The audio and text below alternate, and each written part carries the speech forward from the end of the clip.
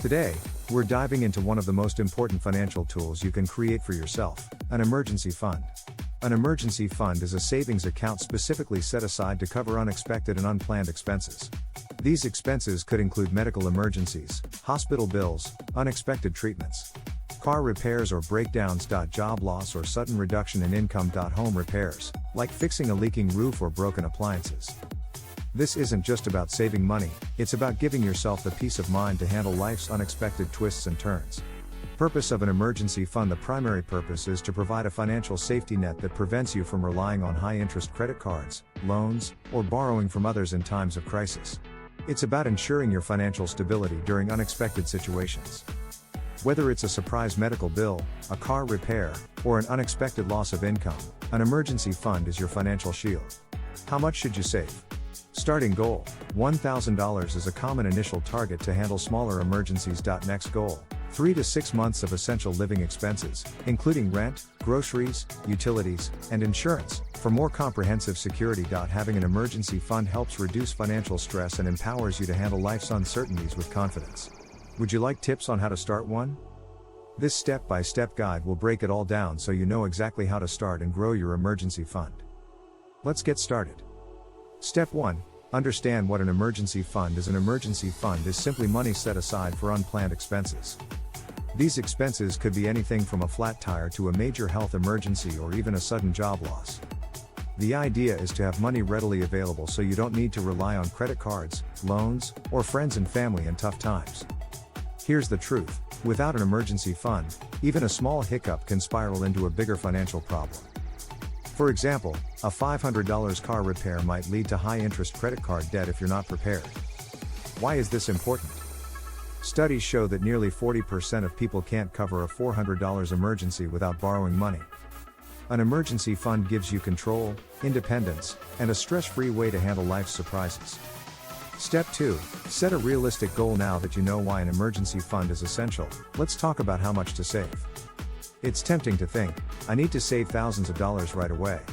But the truth is, starting small is better than not starting at all. Your first goal should be $1,000. Why $1,000? It's enough to cover most smaller emergencies, like car repairs, appliance breakdowns, or unexpected medical co-pays. Once you hit that target, work towards saving 3 months' worth of essential expenses. What does essential expenses mean? It includes things like rent, groceries, utilities, and insurance. If your monthly expenses are $2,500, your 3-month goal is $7,500. Eventually, aim for 6 months' worth of expenses for ultimate security. Step 3. Analyze your current finances. You can't save money if you don't know where your money is going. That's why Step 3 is all about analyzing your finances. Start by tracking your income and expenses for 1 month. This will help you identify exactly how much you're spending, and more importantly, where you can cut back. Categorize your expenses into 3 groups: essentials, rent, utilities, groceries, transportation. Wants: entertainment, dining out, subscriptions. Savings/debt: payments toward savings accounts or loans. Look for areas where you can cut back. For example, if you're spending $200 a month on dining out, could you cut that to $100 and redirect the other $100 to savings? Pro tip: use a budgeting app like Mint or You Need a Budget, YNAB, to get a clear picture of your spending. Step 4. Automate your savings. Saving money doesn't have to feel like a chore. In fact, automation can make it practically effortless. Set up an automatic transfer from your checking account to your savings account every payday. Let's break it down. If you save $25 per week, that's $1,300 in a year. If you save $50 per week, that's $2,600 in a year.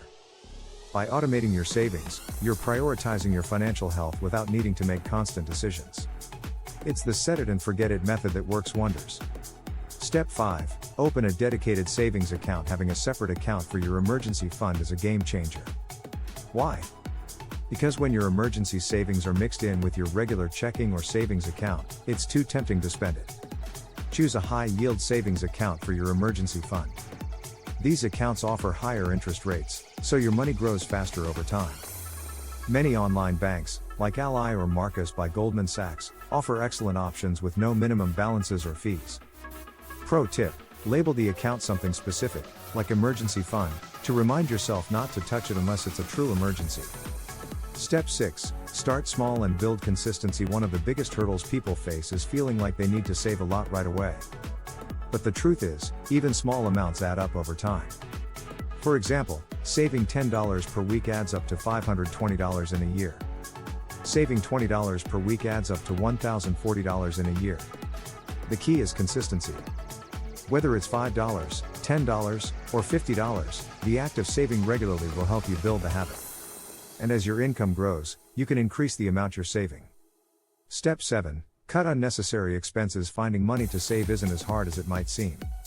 Often, it's about cutting back on the things you don't really need. Start by reviewing your spending and identifying budget leaks. Common examples include unused subscriptions, gym memberships, streaming services, frequent dining out or coffee shop trips, impulse purchases. Here's a quick exercise. Write down everything you spend money on for 1 week. You might be surprised at how much you're spending on non-essentials. Redirecting even $50 a month from unnecessary expenses into your emergency fund can make a big difference over time.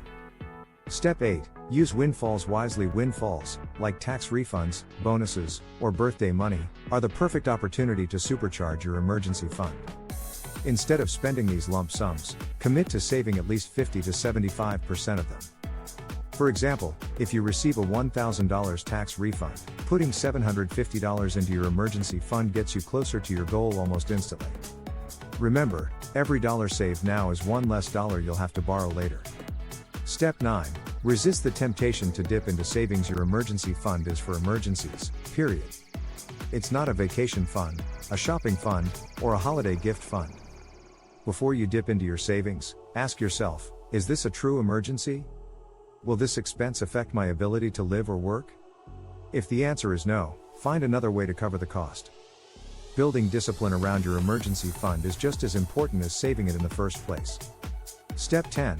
Regularly reevaluate and adjust. Life changes, and so should your emergency fund. Maybe your expenses have increased, or your income has changed. Make it a habit to review your budget and savings goals every 6 to 12 months. If you've had to dip into your fund for an emergency, make a plan to replenish it as soon as possible. Remember, your emergency fund is a revolving safety net, not a one-and-done savings goal. And there you have it, 10 actionable steps to build your emergency fund. Financial security doesn't happen overnight, but it does happen with small, consistent actions. Whether you're starting with $5 a week or a $500 windfall, the key is to just start. If you found this guide helpful, don't forget to subscribe to the channel for more money saving tips. And let me know in the comments, what's your first savings milestone? I'd love to hear your goals and cheer you on.